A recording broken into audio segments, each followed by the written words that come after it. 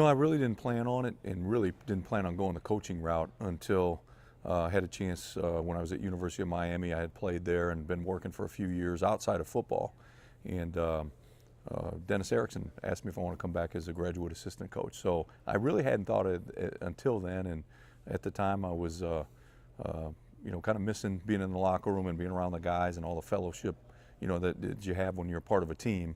And so I decided to go ahead and do it. And from then on, just kind of grew, and I really started liking coaching, and then started loving it and wanted to go further and further with the career. We always talk about you as a St. John's Titan. What do you remember from your time at St. John's? Oh, it was a great time. It was, so many memories. The friendships and the people that I got to know and develop there, have been huge influences in my life. Both coaches and then friends that I'm really close to this day with. So it was a huge part of me and my development as a person. Northwest Ohio guy, Browns fan growing up, Lions fan. Which way'd you go? Browns all the way. Yeah. Browns. Favorite thing about Toledo, looking back at the city? I think it was a great place to grow up. Hardworking people, much like Cleveland. Football was huge, and I just remember a lot of things just growing up that football was such an important part of the culture and sports. And just taught me a lot of lessons. The game taught me a lot of lessons. When you got the job here, what kind of reaction did you get back there? Huge. I mean, people were so ecstatic, excited. I mean, I couldn't catch up on phone calls and texts, and it's just a dream come true. I mean, it's an unbelievable opportunity for me, and growing up as a huge Browns fan as a kid, and wishing to be part of the Browns as when I was a kid growing up as a player, and now getting to be the head coach of the Browns. It's a dream come true for me. Career path took you from the Browns to the Chargers, Browns, Chargers. You're back here, indecisive guy. How did this work out like this?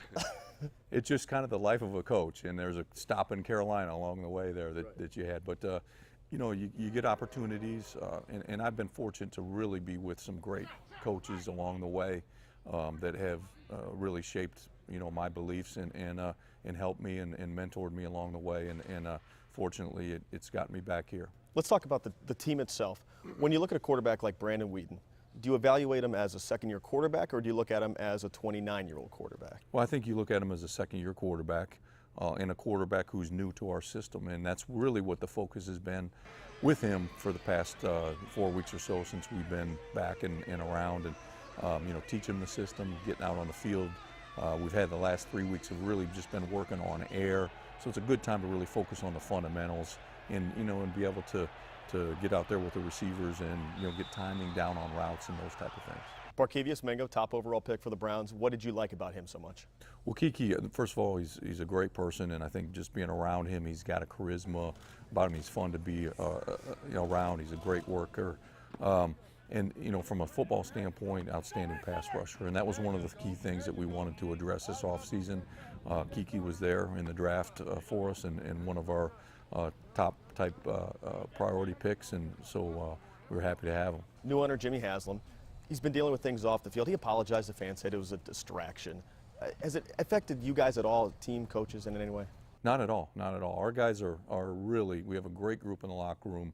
These guys are really dialed in and hungry to be good and to win. And so I haven't noticed anything along those lines at all. There's a great energy about the building, and we're just excited to get going with some football. The fan base here is crazy. How in touch are you with how passionate this fan base is? Well, I was one of them. So I have a good understanding of the people and the dedication and the commitment of these fans here, and I'm gonna work tirelessly and do everything I can to not let them down and to bring a winner to Cleveland. Came back in '99, haven't won a playoff game since. These fans think this might be the team. Do you have the roster to get that done here? I mean, time will tell. We're working and building in that direction. The focus of us right now has to be on the today and doing the things that we need to today and improve, learn, and all those things will take care of themselves. And if you focus on what you're doing and the process that you're going through, the results will follow. Chris Palmer, Butch Davis, Terry Robisky, Romeo Crennel, Eric Mangini, Pat Shermer. One thing they have in common, they are no longer coaches. How do we bring stability back at the head coaching position? We have to win, and obviously, we're building this program, and what we're building for is sustainable success.